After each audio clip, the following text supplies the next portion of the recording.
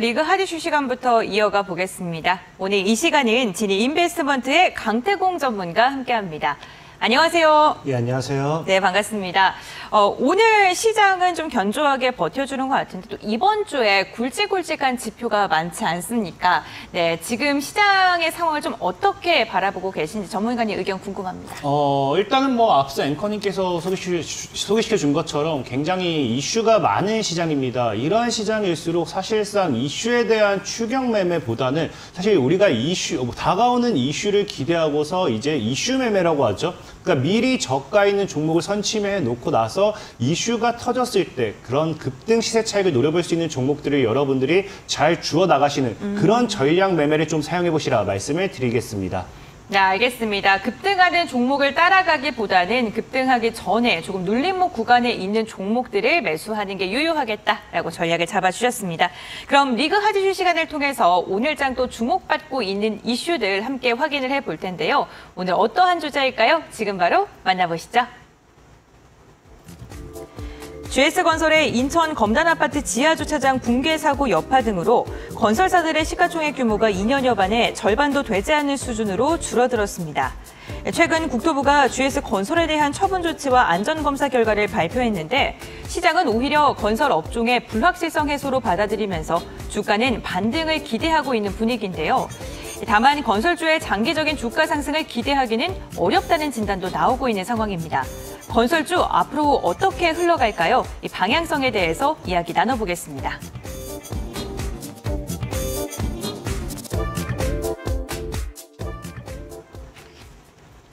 네, 10개월 영업 정지로 우려가 좀 컸었던 GS건설이 오히려 이 소식이 나온 뒤에 주가가 반등을 하고 있는 모습입니다. 사실 건설 업황 자체가 뭐 GS건설뿐만 아니라 좋지 않지 않습니까? 네, 그렇다 보니까 주가도 눌렸던 것 같은데 이제 반토막이 났으니까 슬슬 오를 때가 되지 않았나라는 이야기도 나오고 있는 상황이거든요.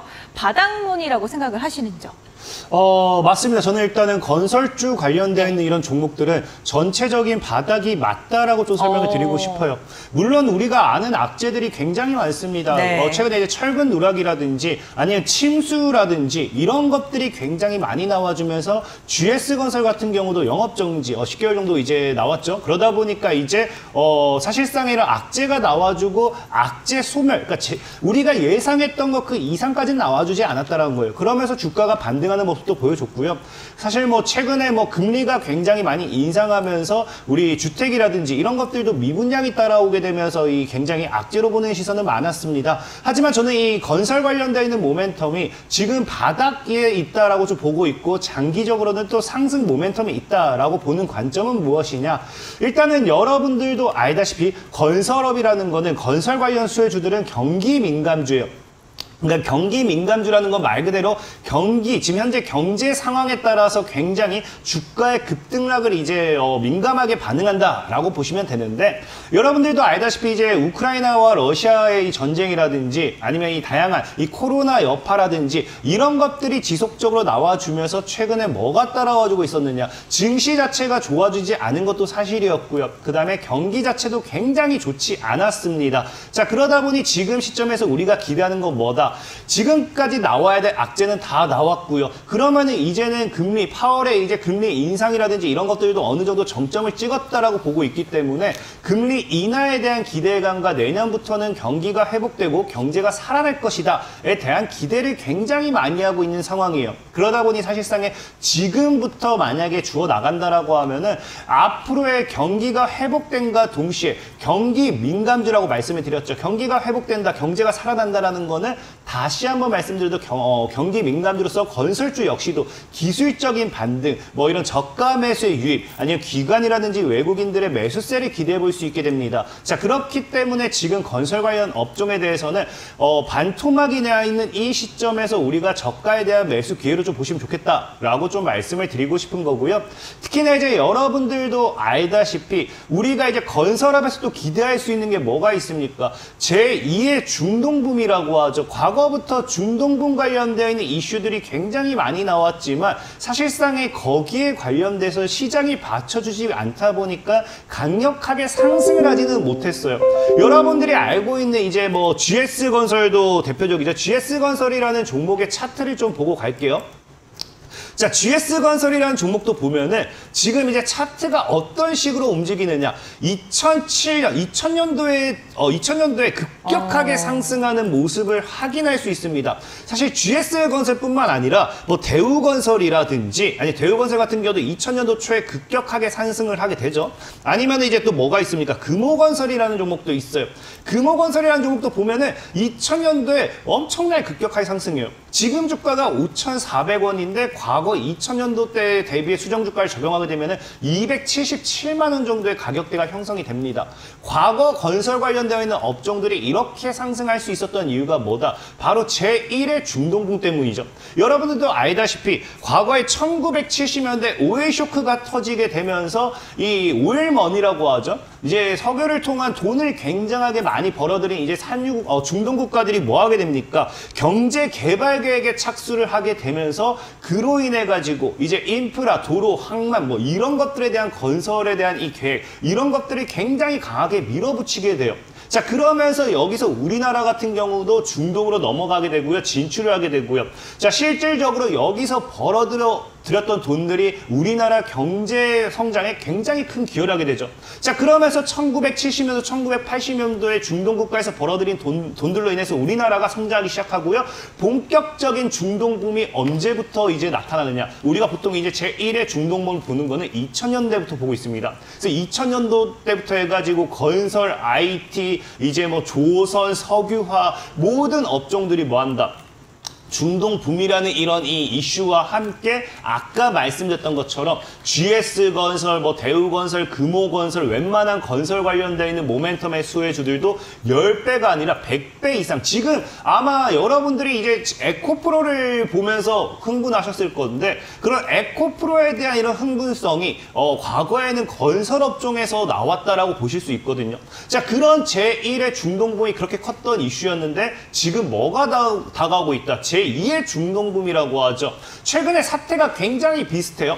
러시아와 우크라이나가 전쟁을 하게 되면서 석유가 다시 한번 또 유가가 다시 상승하게 되죠.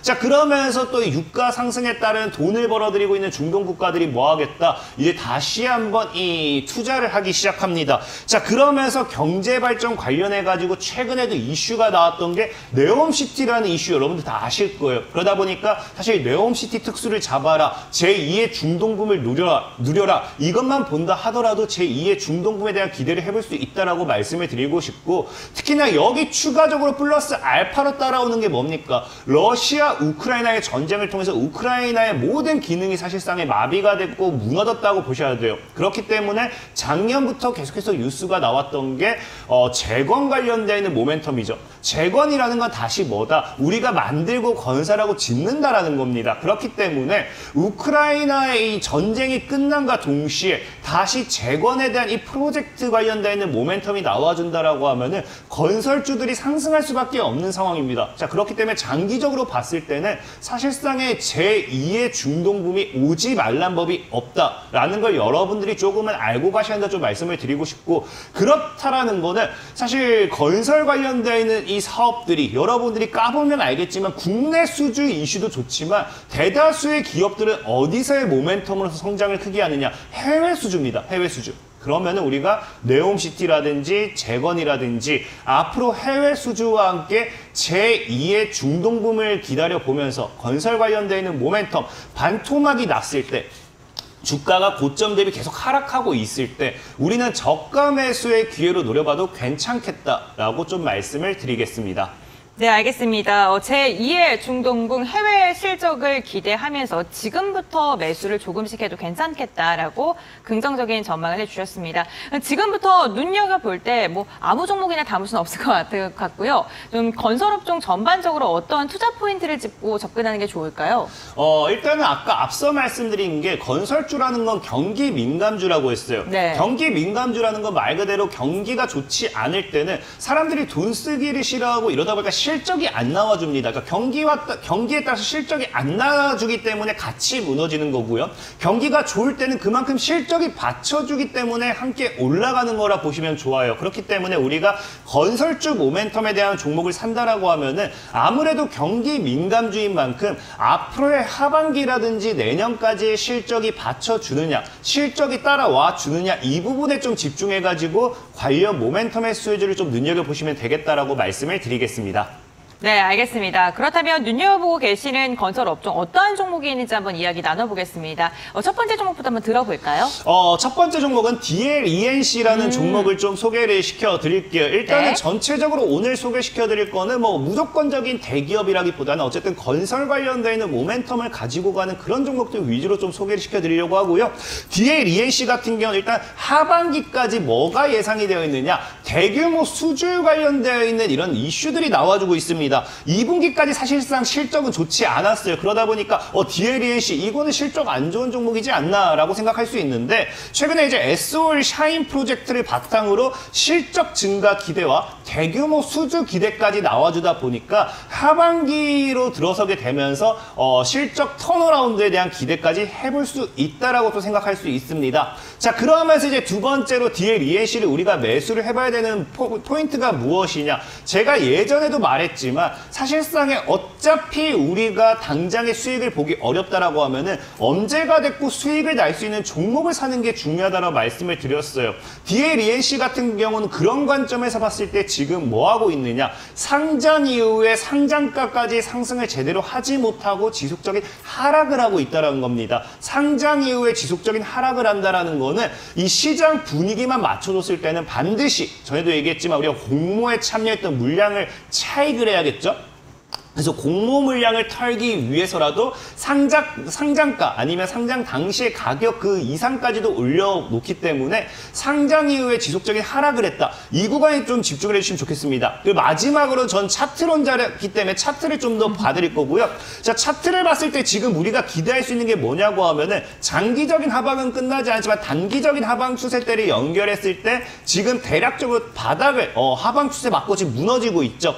자, 그러면서 약 29,000원, 3만원 이 구간대에서 바닥을 다져주게 된다라고 하면은 이런 차트가 어떤 차트를 우리가 기대할 수 있게 되느냐, 우리가 삼각수렴이라는 표현을 합니다. 삼각수렴과 함께 이제 만약에 다음 달 정도에 35,000원으로서의 돌파 시세를 보여주게 됐을 시에는 뭐한다?